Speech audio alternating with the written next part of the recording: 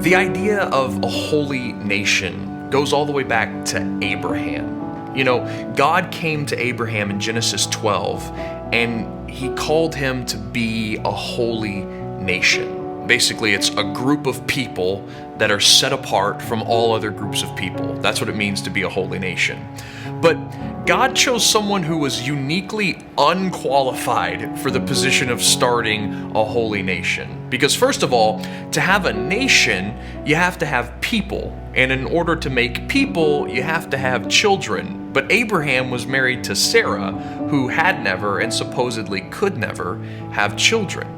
And secondly, to be holy, you have to be good and set apart and perfect in a sense. And Abraham was far from all these things. He was actually a pagan worshiper who knew nothing of the God of the Bible. But God still made his promise. He still came to Abraham and told him that he would be a holy nation. And then God did something very interesting. He made Abraham wait. He made him wait. He came to him in Genesis 12 and gave him this promise, and then he made him wait like a decade, 10 years. And then he came to him again and said, I promise you're going to have a son. I promise you're going to be a holy nation. And then he made him wait another decade or longer before coming to him again and actually bringing Isaac, their son, into their life.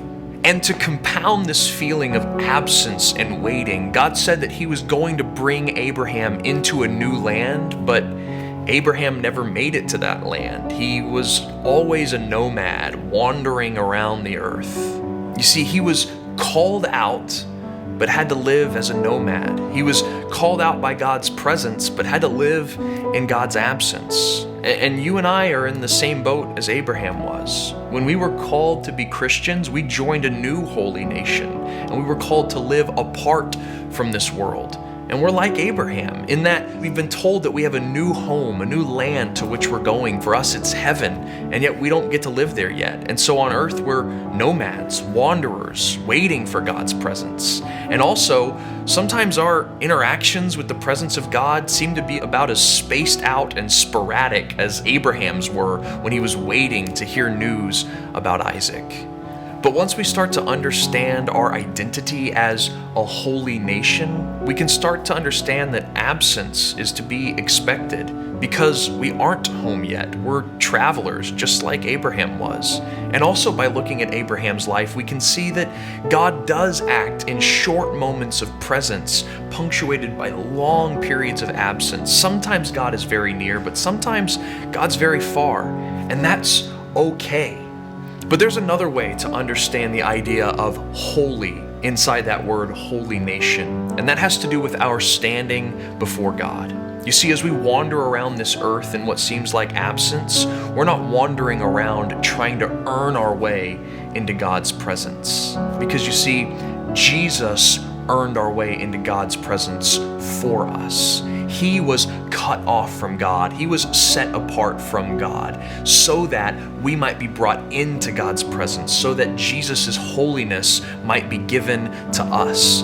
So whenever God feels absent from you or far from you, you can remember the fact that Jesus has already made you holy. Jesus has already made you blameless. And your standing with God is not based on your personal holiness or your personal goodness. It's based on the holiness that Jesus earned for you on the cross. And so as we wander in this life of absence, waiting for our homeland, we can rest in the fact that Jesus, in the perfect work of the cross, has already made us a holy nation.